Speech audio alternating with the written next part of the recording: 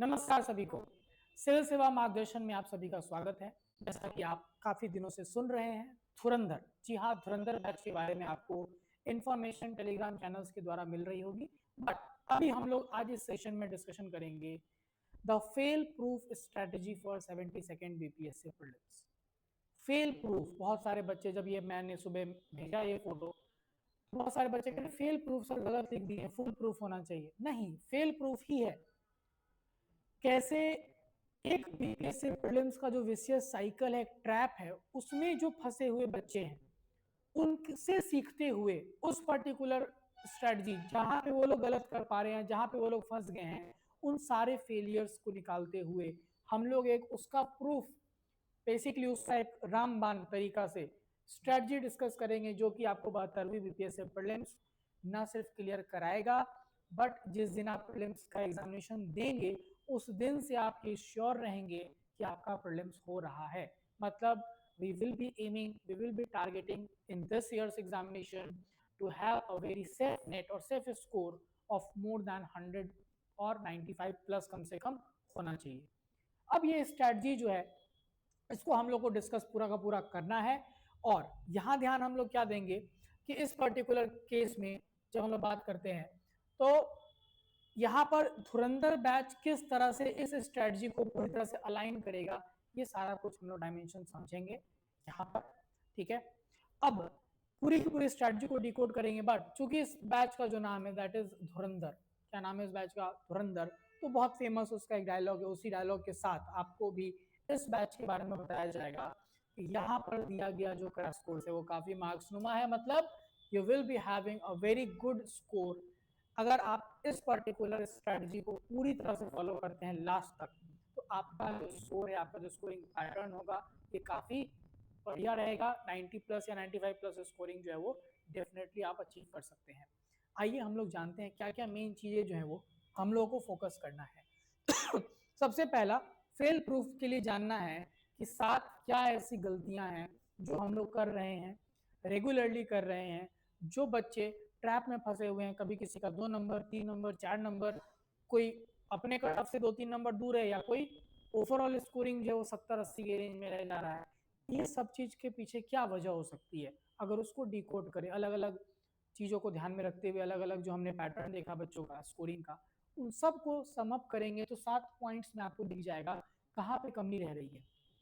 पहला, you study more but revise less. यानी कि आप पढ़ तो ज्यादा रहे हैं, आपके जो स्टडी आवर्स है उसमें कोई दिक्कत नहीं आ रही है, आप पढ़ सही रहे हो, लेकिन आप रिवाइज जो है वो काफी कम कर रहे हैं। Revision is the key. अगर रिवीजन नहीं करते हैं तो जो चीजें या जितना सिलेबस वास्ट है, जितने फैक्ट्स आपको याद करने हैं, ये सारा आप रिटेन नहीं करेंगे। अल्टीमेटली क्या होता है, हम लोग एग्जामिनेशन हॉल में फंबल कर जाते हैं, अलग अलग क्वेश्चन के अलग अलग डिमांड्स और एस्पेक्ट्स को समझ नहीं पाते हैं, मिक्स हो जाता है, और फिर वो आंसर आता हुआ भी हम लोग गलत करके आते हैं। दूसरा, यू प्रिपेयर लाइक यूपीएससी। मतलब आप कॉन्सेप्ट के ऊपर कमांड करने की पूरी कोशिश जरूर करते हैं, लेकिन आप बिहार स्पेसिफिक चीजों को इग्नोर कर देते हैं कहीं ना कहीं इस तैयारी के दौरान। बहुत इंपॉर्टेंट सेक्शन है बिहार स्पेशल इस एग्जामिनेशन का, और उसको अगर आप इग्नोर करते हैं तो कितना भी कॉन्सेप्चुअल क्लैरिटी आ जाएगा, जो क्वेश्चंस हैं 20-25 अगर हम बात करें जनरली, प्लस अगर आप सब्जेक्ट से कनेक्ट कर देते हैं ना तो ये और बढ़ जाता है। तो बिहार स्पेशल वाला पार्ट का इग्नोरेंस भी एक वजह है कि बच्चों का सिलेक्शन में दिक्कत आ रही है प्रीलिम्स में। तीसरा, फियर ऑफ मॉक टेस्ट। ये एक बहुत बड़ा साइकोलॉजिकल डिसएडवांटेज है बच्चों के लिए कि वो टेस्ट से डरते हैं। टेस्ट से डरने के पीछे 2-3 वजह है। सबसे पहला, आप जो सच्चाई है उससे भागना चाहते हैं, आप एक फेक वर्ल्ड में या आप एक अपने पसंद के कंफर्ट जोन में रहना चाहते हैं। दूसरा है आपका एक सेंस ऑफ इंफीरियोरिटी या इनसिक्योरिटी, कि आपको लगता है कि नंबर कम आ रहा है तो मेरे ग्रुप में जो पीयर्स हैं, जो दोस्त हैं, उनके बीच में मेरा एक इमेज खराब हो सकता है। और तीसरा जो समस्या है कि यू आर नॉट विलिंग और you are not ready for improvement. क्योंकि हम लोग कोई भी चीज जो है आप पढ़ते चले जाएंगे, आप जो कोई भी चीज में इम्प्रूवमेंट कब करते हैं, जब आपने कोई चीज की शुरुआत की हो तब तो ये बेहतर होगा। मॉक टेस्ट अगर आप पहला देंगे तब तो दूसरे में बेहतर करोगे, तो ये 3 समस्या के कारण आप मॉक टेस्ट देते ही नहीं है। चौथा क्या है? Passive study habit. Passive study habit किसको बोलते हैं? कि आप बस पढ़े जा रहे हैं एमलेस मैनर में। आप मतलब you are not having targets, you are not having the right approach. Suppose you have started reading Revolt of 1857. Now you do not know what all dimensions must be covered in Revolt of 1857 from the prelims point of view, and how you will get sure कि आपका ये topic बहुत अच्छे से हो चुका है। मतलब study plus practice plus previous year questions सबको एक साथ करना पड़ता है, कोलैबोरेट, और आप क्या है, आप बस पढ़े जा रहे हैं। So there have been students जिनका study hours was more than 10, but that was aimless, that was without any target.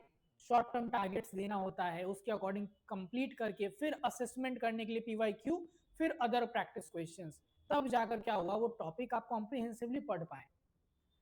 Then no MCQ practice is equal to no accuracy. अब एमसीक्यू प्रैक्टिस नहीं करने से एक और नुकसान हो रहा है, और वो आपकी एक्यूरेसी में है। क्यों एक्यूरेसी में है? क्योंकि आपको ये पता होना चाहिए कि एग्जामिनेशन में जो कट ऑफ है that will be somewhere around 60 to 70%, इसके बीच में रहेगा। तो 60 से 70% स्कोर अगर आपको लाना है तो इसके लिए एक्यूरेसी देखना पड़ता है कि आप अगर अभी 150 क्वेश्चन अटेम्प्ट कर रहे हैं, सपोज पहला मॉक टेस्ट दिया आपने, अब पहला एमसीक्यू प्रैक्टिस किए, सपोज 100 से क्वेश्चन का सेट बना रहे हैं घर पे, तो कितना एक्यूरेसी आपका होना चाहिए, यही तो डिसाइड करेगा कि आपका 60-70% के रेंज में स्कोर गिर रहा है कि नहीं। तो ये एक नुकसान है। फिर too many sources zero mastery, मतलब jack of all master of none.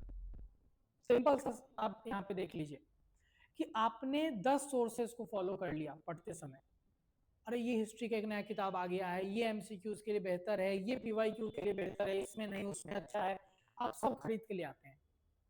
Again 50 जगह का मैगजीन उठा लेते हैं कि ये मैगजीन नया आया है, इसमें एमसीक्यू भी दिया हुआ है, इसमें बिहार स्पेसिफिक पे ज्यादा फोकस है, कोई बोल दिया तो इसको ले लिया। लेकिन क्या आपने किसी पे भी मास्टरी की है? नहीं। आप किसी भी एक सोर्स पे ज्यादा अच्छे से कमांड कीजिए, ज्यादा से 10 किताब पढ़ लीजिए, किताब का कोई अंत नहीं है, कोचिंग का कोई अंत नहीं है, मैगजीन का कोई अंत नहीं। तो ये गलती होती है, आप उस ट्रैप में रह जाते हैं और आप मल्टीपल सोर्सेज को पढ़ते हैं लेकिन किसी भी सोर्स का कंप्लीट कमांड आपके पास नहीं है। और लास्ट है, you prepare hard but not smart. और ये वाला चीज को समझने के लिए हम लोग कुछ क्वेश्चन देखेंगे इस बार के बीपीएससी प्रीलिम्स का, कि हम लोग मेहनत तो कर रहे हैं लेकिन स्मार्ट प्रिपरेशन कैसे करें। कुछ चीजें तैयारी के पहले डिसाइड करनी होती हैं, जैसे कि बिहार स्पेशल पे फोकस करना है, हिस्ट्री पे फोकस करना है, साइंस पे फोकस करना है, करंट अफेयर्स पे फोकस करना है। ये स्मार्ट प्रिपरेशन अधिकतर लोग कर ले रहे हैं इस चीज को फॉलो, कि हाँ हम लोग को पॉलिटिकली परेशान नहीं होना है, बहुत ज्यादा इकोनॉमी के लिए नहीं होना है। तो ये स्मार्ट प्रिपरेशन को बहुत लोग कर पाते हैं, लेकिन कुछ चीजें आपको उस दिन भी लेना है डिसीजन, किन क्वेश्चंस को अटेम्प्ट करना है, कहाँ पे कौन सा लॉजिक लगाना है, किस तरह से किन क्वेश्चंस को छोड़ना है। क्योंकि क्वेश्चन का जो पैटर्न 71st में देखा गया है that is very much dynamic, और वो डायनेमिज्म का टैकल करना भी बहुत बड़ा एक स्किल डिमांड करता है जो आपको डेवलप करना होगा। कुछ क्वेश्चंस हम लोग देखते हैं, जैसे अटॉर्नी जनरल ऑफ इंडिया। अभी तक बीपीएससी से आप एक्सपेक्ट करते हैं कि अटॉर्नी जनरल पर क्वेश्चन आएगा तो 2 तरह का आएगा, या इनफैक्ट 3 तरह का। पहला अटॉर्नी जनरल कौन था भारत का? फैक्चुअल, ऐसा क्वेश्चन पहले पूछा गया है, कौन थे। दूसरा, आप एक्सपेक्ट क्या करते हैं बीपीएससी में अटॉर्नी जनरल से? आर्टिकल कौन सा इसका मेंशन्ड है। या तीसरा, आप क्या एक्सपेक्ट करते हैं अटॉर्नी जनरल से, अभी कौन है। ठीक है, ये एक जनरल परसेप्शन है about the type of questions to be asked. But आप ये क्वेश्चन देखो, attorney general of India is not entitled of audience except the Supreme Court. ठीक है, सुप्रीम कोर्ट। दूसरा, he gives advice to president on legal matters। तीसरा, can not participate in proceeding of house of parliament. और चौथा, is a whole time council for the government. मतलब अब आपको attorney general के बारे में जो 6-7 पॉइंट्स पढ़े हैं, आप पढ़ते हैं किताब में, जो देखते हैं क्लासेस में जो पढ़ते हैं, सबके बारे में बराबर नॉलेज होना चाहिए। अब यहां पर भी होता क्या है कि नॉलेज तो था, अप्लाई कैसे कर रहे हैं आप। जैसे होल टाइम काउंसिल, तो यही चीज किताबों में लिखा हुआ है पार्ट टाइम काउंसिल। और यहां पर he gives advice to president on legal matters, he gives advice to the president on legal matters.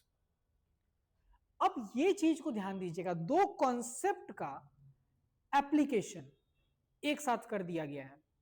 शुरुआत में ये दोनों को लेकर डाउट रहा, लेकिन ध्यान देंगे यहां पर जब बात प्रेसिडेंट की आ जाएगी,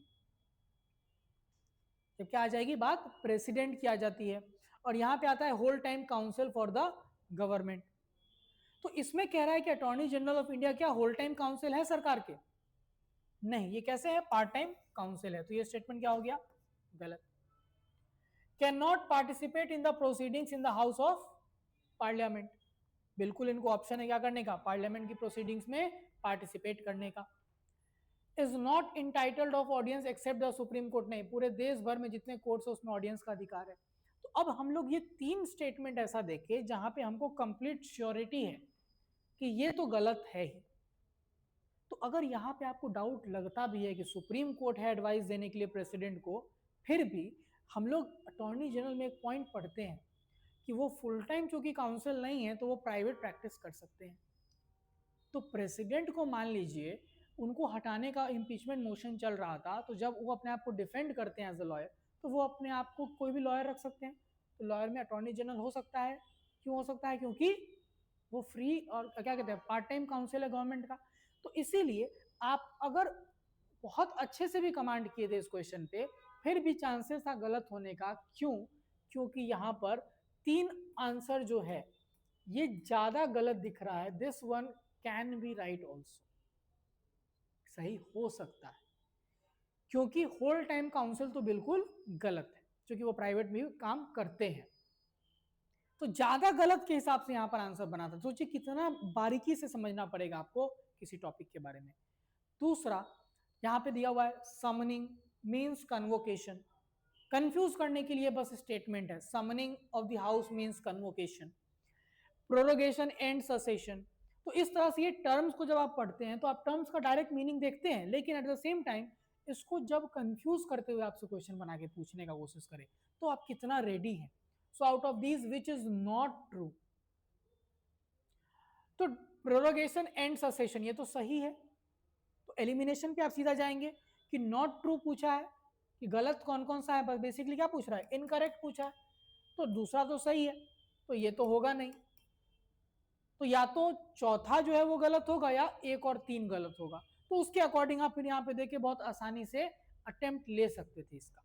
जैसे prorogation can be effected by leader of the house alone, prorogation leader of the house इसका क्या लेना देना है, कुछ नहीं। तो 1 और 3 इसका आंसर हो जाएगा। फिर आते हैं एक और क्वेश्चन को हम लोग देखते हैं। यहाँ पे किसान ऋण पोर्टल के बारे में एक है। अब ये देखिए कुछ क्वेश्चन अब स्मार्ट डिसीजन लेना है, छोड़ने के लिए होगा, जिसमें एक ये क्वेश्चन है। आपको मालूम था, बहुत अच्छी बात है। नहीं मालूम था तो ये 2023 का न्यूज है। कहां तक का करंट पढ़िएगा, कोई लिमिट है इसका? तो 2023 का करंट अफेयर से क्यों पढ़ना है इसके लिए? अगर लग रहा है कि हाँ आप कर सकते थे, इस स्कीम को आपने पढ़ा होगा तो आप बना सकते थे कि हाँ रिजर्व बैंक ऑफ इंडिया और नाबार्ड। लेकिन अगर कोई भी आइडिया नहीं है तो ऐसे क्वेश्चन छोड़ने हैं, परेशान नहीं होना है। 2023 का करंट है ये, क्यों जानना है इसको? यहां पर आइए, सीमेंट वाला क्वेश्चन है। Around 87% of India cement industry is concentrated in few state. छोड़िए, नहीं मालूम हमको। India is the largest producer of cement in the world. इतना पार्ट आप एक्चुअली पढ़ते हैं कि किस किस चीज में भारत लार्जेस्ट प्रोड्यूसर है, तो आपको पता चल जाता है इसे कि नहीं, यहाँ सेकेंड लार्जेस्ट प्रोड्यूसर चाइना है और बहुत आगे है इंडिया से। और दूसरा कॉन्सेप्चुअल चीज, दूसरा यहाँ पे आप देख रहे हैं, दूसरा क्या है, सही है, क्वेश्चन पूछ रहा है इसमें आपको सही। तो 2B में है या more than one of the above है, ये तो खत्म ही हो गया। और सी एलिमिनेशन से आप 50% चांसेस बढ़ गया, तो मतलब ये क्वेश्चन अटेम्प्ट करना ही करना है। और फिर आया most cement plants in India are located far from raw material sources. तो अगर कॉन्सेप्ट में क्लैरिटी थी कि जो अलग अलग इंडस्ट्रीज होती हैं वो अलग अलग फैक्टर्स पे होती है, उसमें हम लोग बोलते हैं एक वेट लूजिंग इंडस्ट्री। तो वेट लूजिंग इंडस्ट्री जो होता है मतलब फाइनल प्रोडक्ट जो है ओरिजिनल रॉ मटेरियल से हल्का होगा, तो वो इंडस्ट्री रॉ मटेरियल्स के पास रहेगा, दूर नहीं। तो इसीलिए ये वाला गलत हो गया, 2 ओनली हो जाए। तो ये एक अटेम्प्ट करने के लिए सोचना है आपको। हमने वही सारे क्वेश्चंस उठाए हैं जहां पे आपको कंफ्यूज किया गया है इस बार के एग्जामिनेशन में, ठीक है। अब ये देखिए इकोनॉमिक सर्वे का डेटा है। इकोनॉमिक सर्वे के डेटा में ये ईयर हम लोग को कंफ्यूज करता है कि 2041 हम सोचते हैं क्या ले रहा है रैंडम डेटा, कुछ पल्ले नहीं पड़ रहा है। देखिए कुछ ऐसा नहीं है, हमारे पास पहले से 2011 का ही तो सेंसस का डेटा भी अवेलेबल है। तो उसके बेसिस पे देखा जा रहा है कि ये 3 डिकेड्स के बाद क्या क्या चेंजेस होंगे। अगेन मैं आपको बता रहा हूं, अगर आपको आइडिया नहीं है तो आपको ये क्वेश्चन छोड़ना है, क्योंकि आप यहां पे कंफ्यूज होंगे। बस एक चीज ध्यान दीजिएगा कि यहां पर क्वेश्चन डेटा स्पेसिफिक भी हो सकता है। क्या हो सकता है? डेटा स्पेसिफिक भी हो सकता है, और एक होता है क्या, सब्जेक्टिव।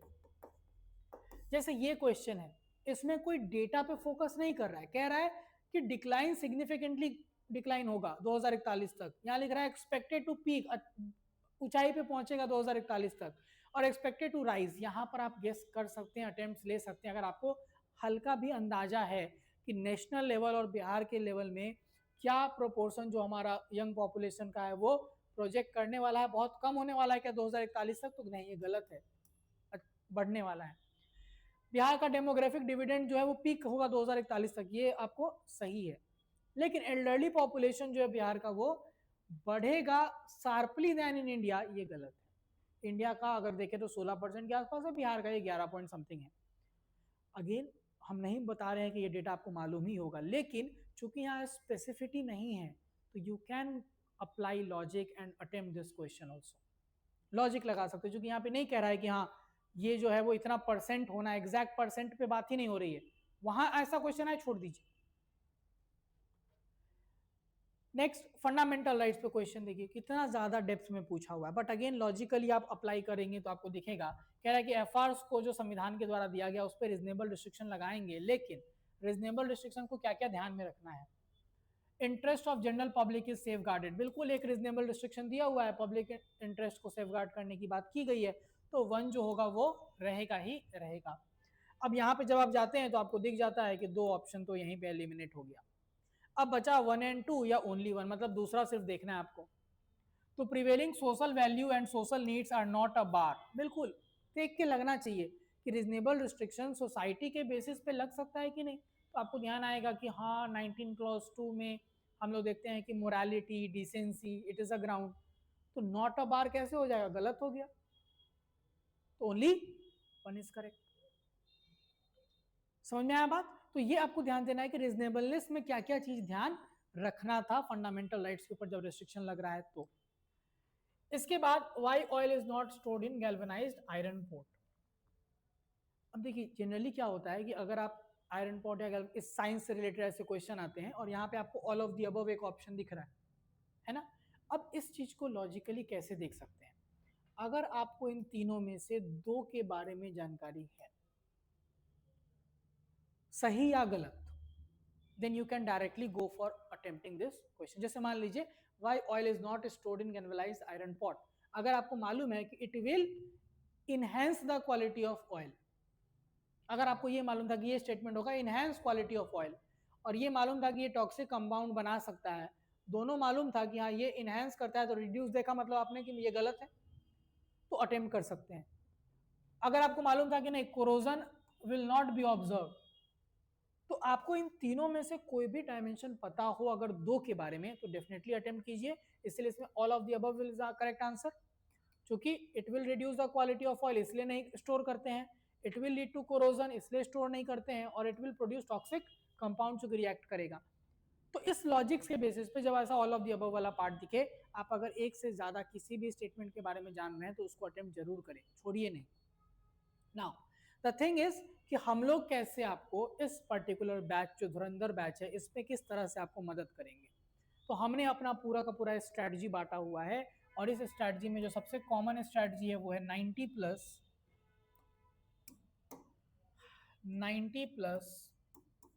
30। और 90 में फिर इसको ब्रेक करेंगे हम लोग 60 प्लस 30। अब आते हैं इस चीज को हम लोग समझते हैं बहुत अच्छे से। पहला जो हमारा गोल है, और वो गोल हम लोग पहले 2 महीने यानी 60 दिन तक लेकर चलेंगे, इसमें वो है मास्टर द पिलर्स। सो जो 60% से ज्यादा वेटेज रखते हैं इस प्रीलिम्स में, history, science, current and Bihar special, हम लोग इस पे मास्टरी करेंगे अपना।